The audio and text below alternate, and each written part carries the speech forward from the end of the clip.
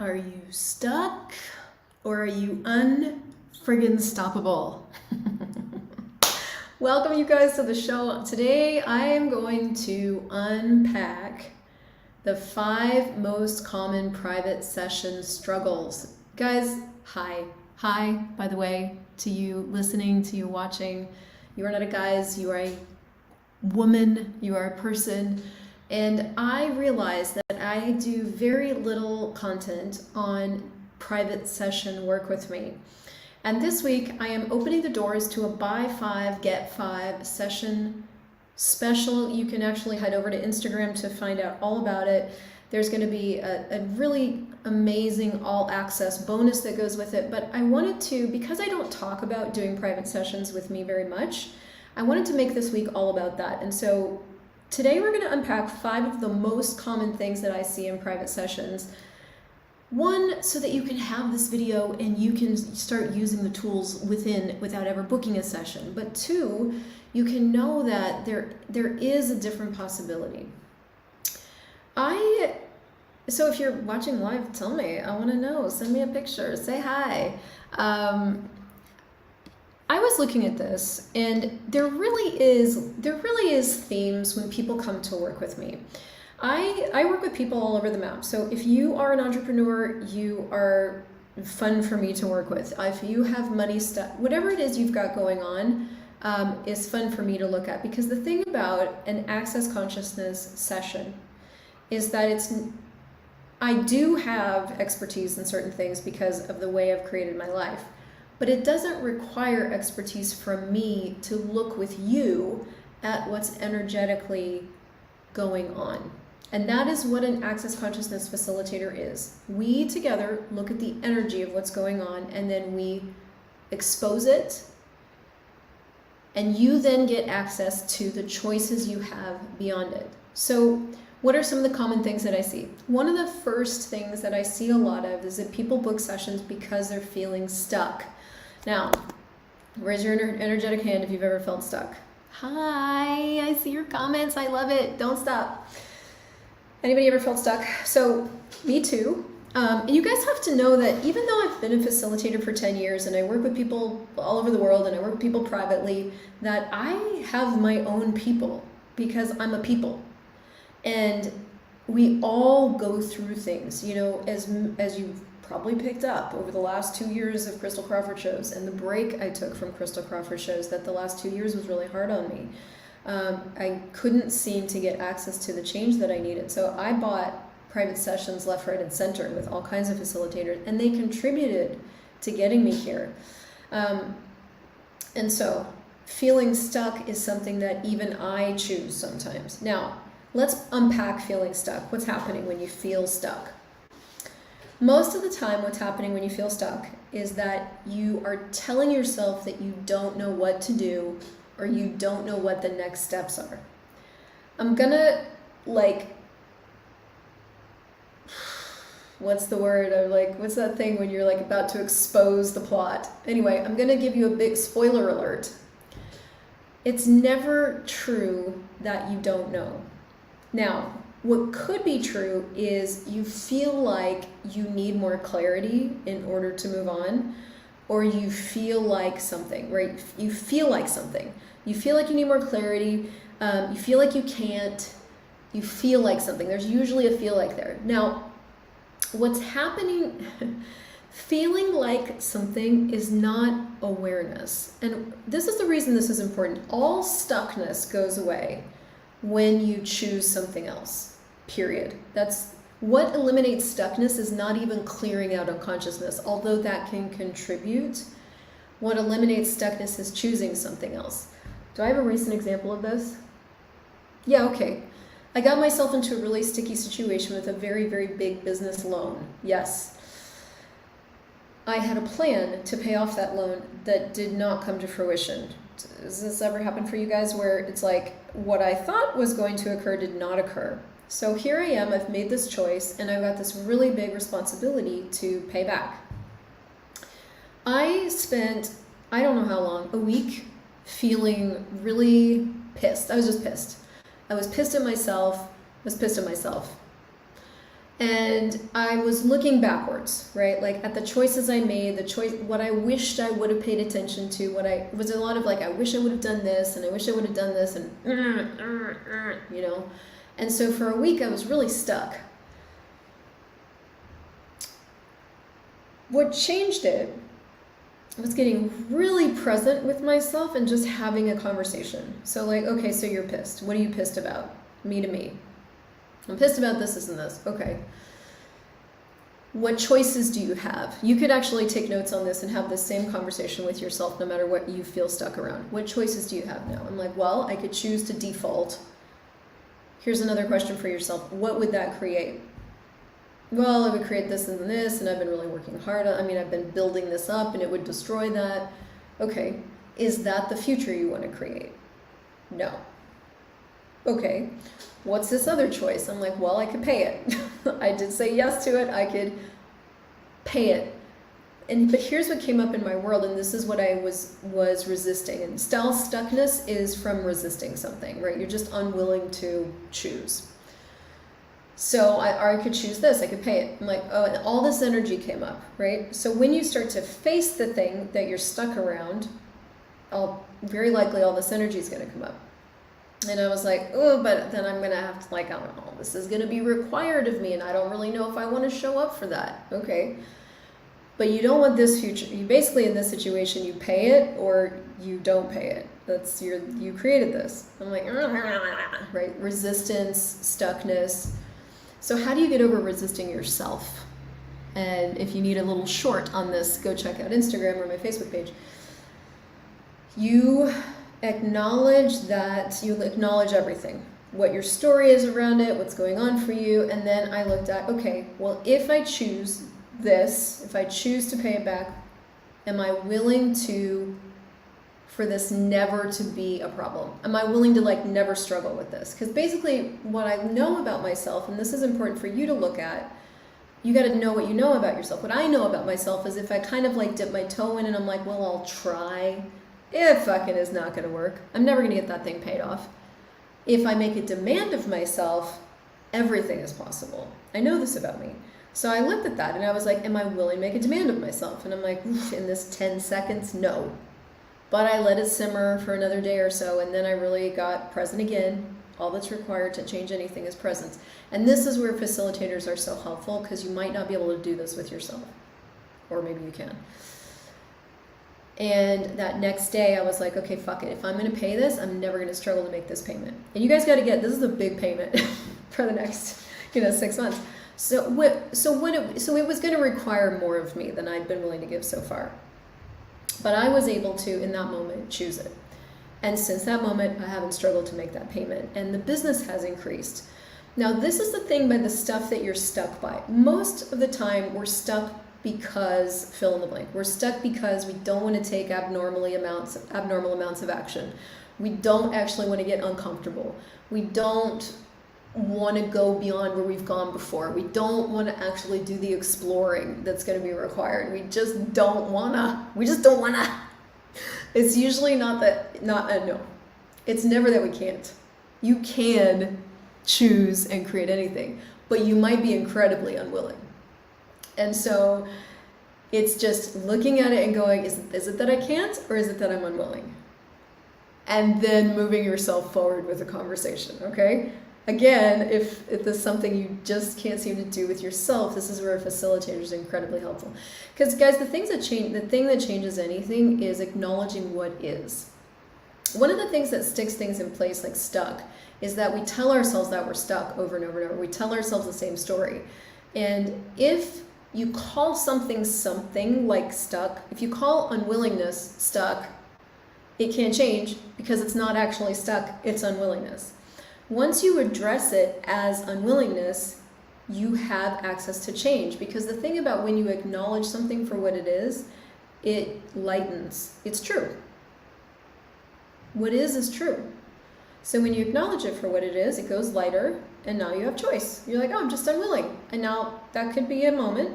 You could be uncomfortable for a minute. But after that uncomfort fades, something will sink in. Because up to that moment, you've been calling it stuck, and now you're calling it what it is, and it's like, oh, Everything will settle once you acknowledge what it is. And then you can look at what you can choose next. Very common thing that comes up in sessions. All right, here's another really common thing. Feeling overwhelmed. I'm so overwhelmed. Anybody ever have that? Overwhelmed? Here's how we start to navigate that. And again, it really depends on who I'm working with and what direction I come with it. But one of the first directions I come at with this one is looking at if an infinite being would be overwhelmed. Now, that's kind of an annoying question in the beginning because of like, if you really look at it, if a being is infinite, which is bigger than the universe, and infinite space, infinite possibilities, could they possibly be overwhelmed? No. It doesn't even exist in infinite being. But if you're sitting there and you're overwhelmed and you're an infinite being, but you're not choosing to be an infinite being, that can be a little confronting at first. And I get it because me too. But when you sit down to look at this and go, okay, if an infinite being wouldn't be overwhelmed, and I am, for what reason am I? So that's one direction you can take. For what reason am I doing overwhelm? Now the key to this working is you have to really be willing to be honest with yourself. Because if you're going to judge yourself with what you discover, it won't work. Judgment sticks everything in place and you'll just end up down in the toilet bowl. But if you can get present with yourself and go, okay, an infinite being wouldn't be overwhelmed. I am. Cool. What's up? And then really look at it. What you're probably going to discover underneath the feeling of overwhelm, feelings are always to take us out of being present. What you're probably going to discover under there is a big set of expectations and projections that you have of you and maybe others, and maybe projections and expectations that others have of you. So I love my guy, so sweet. He gets overwhelmed really quickly because for him, a lot of times he puts the women in his life, and he's surrounded by women, sisters, moms, wives, daughters, multiple wives. He puts the women in his life first. So he's made it his job to take care of and satisfy everybody. Now, there's a lot of layers to that, and we could go into it, but he gets overwhelmed really easily because then everybody's needing something from him.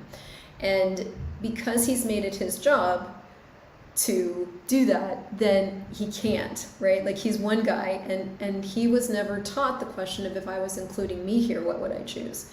So he's super aware of everyone else's needs, requires, and desires, and it gets overwhelming because he's made it his job to do something he can't actually deliver. So that's usually what you're going to find under overwhelm is like, what have you decided you have to handle? What have you decided is your job? What have you decided you can't let go of? What have you decided, right? Where are you? Are you including, there's this another direction to come with overwhelm. It's like, are you including you here? 9.9 times out of 10, you're not. We just forget. And this is one of the things that's really valuable to have a facilitator look at with you because you don't even know you're doing it. We're so trained to not include ourselves. We are trained to exclude ourselves, but it's not like this thing where people are going, you can't think about yourself, but maybe, like, is thinking about yourself selfish?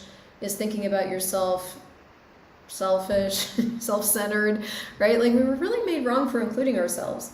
And so we've put ourselves into this position where it's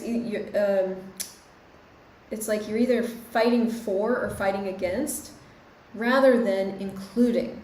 Once you start to include, all of that fight for or against goes away. All the black and white of it goes away, and then you have choice. All right, the third most common thing I see in private sessions is overthinking or trying to figure something out. Do you recognize yourself in that? I never think personally. I'm a perfect paragon of consciousness.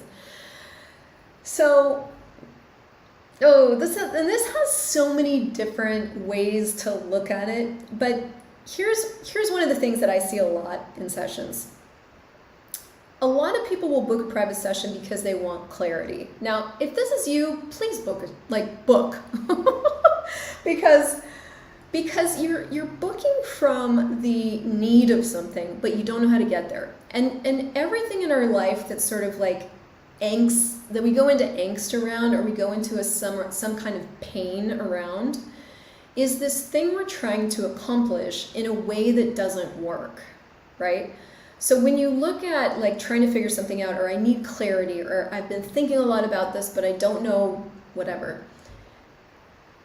One of the first things you got to get, one of the first things that has to be introduced is the question of, will thinking get you where you're trying to go? Because we have to be introduced to the information or the clarity around what it is that we're doing and whether or not it's working. And as simple as that sounds, that right there can create a lot of space. What is it, and is it working? Okay, so here's a great example, because I work with a lot of entrepreneurs. A lot of us, and I lump myself in there because I have done the same thing, do this thing where we try to do a certain thing to get a fixed result, and then we put out an offer or we put out a class and it doesn't create that result, or we post a class on the Access site and people don't sign up for our class, and we end up booking a private session, because I actually had one the other day, because we're like, what's it gonna take for people to choose my classes? I keep doing this thing and I'm not getting these results. Now, there's so many different things that could be going on. Well, when people register for your class, are you spending the money? Are you trying to, when you put this offer out in this way, are you trying to get a fixed result? Is that going to work? No. So I'm trying to figure out how I can tweak my offer and change my offer so that I can get that fixed result, because if I just do it the right way, I'm going to get the result that I want. That right there is what's called transactional reality. In this reality, most everything functions from the transaction of it, right? You do go tweak your marketing so that you can get the sale. You do, like, you give somebody this so you can get that. This reality is really transactional. But in your reality, is it transactional or something else? And are you trying, the thing you're trying to get, is it the thing that you're actually interested in? Or just the thing you think you need in order to have the life that you want? So thinking actually really covers up a whole universe of what could be going on for you. Trying to figure something out is your attempt at controlling a solution. And is that actually the way the universe works? The universe we live in is an ask and receive mechanism. That's the universe we live in. We're trying to function in an ask and receive universe in a calculative computer fashion, which is what thinking is. So when people come in and they're doing a lot of thinking, we end up having to do quite a bit more work, usually because if you've trained yourself to depend on your head, there's some muscle building required to live from awareness if you want to have a different life. Living from your head is always going to be a lot more work. It's always going to be a lot more work. It's never going to work as well as it could. Can you tweak your marketing? Yes. Is just tweaking your marketing to get the sale going to create the world you want to create? Or is there something else required? Is there an invitation that you are that can be more exposed in a different and greater way? Et cetera, et cetera, et cetera, et cetera. So thinking can be a lot of different things. But what renders you functional? Is it living in your head, or is it allowing everything in the universe to contribute and give you information and choosing and creating? What's going to actually allow you, the being, to play? All right. The fourth most common thing that I see a lot of, and I actually just had a session this last week with this, is looking outside of you for the answer. Now, this is pretty hand in hand with thinking. But there's another way that this shows up. So I had a session with this, I just love this guy so much. And I was asking a question, and we were going to look at the energy of it. Now, one of the reels that's coming out this week talks about how when you're thinking, when you're looking in your head for the answer, your eyes go up because you're looking at your thoughts, and usually they'll go up to the right. When you get present with an energy, which is what it takes to change anything, your eyes naturally go down because you're looking from here. Now, this is your thymus area. This is the seat of all awareness. This is actually, I think the Catholic religion in and of itself, like strove to shut this down, this is where everybody kind of used to function from, and I can't give any exact time frames, but religion is the thing that started to take this out. And we learned then to live in our heads and depend on someone else for the answers. So actually, if you take religion as an example and you look at church history, like, or your family history or anything, we have been categorically, methodically brainwashed to believe that we are not the source of the good information. That maybe if we go get a degree or a master's degree and a PhD and we become the expert on it, we can be the source. But we don't innately know things. We have to learn things and we have to be taught things, and we have to go be taught those things by people that know. Systemized brainwashing. Do we need to learn things in order for things to work? Yes, there's lots of things to learn. You need to teach yourself about money. You need to teach yourself about how your awareness works and all the various ways that your awareness works, because you are an aware being walking through the world, and it would be helpful to know how your awareness works rather than constantly be bashed in the face with it. There are things we need to educate ourselves about. There are other abilities, though, we have for knowing and perceiving and receiving and being that don't require any learning. They just require exercise. So we've been systematically brainwashed to believe that we don't have those abilities, number one. And number two, our only choices are to learn how to think better and depend on the experts for the information we're missing. Now, finding information you need from somebody else's world is different than I have to go find the experts so that I can have the answers.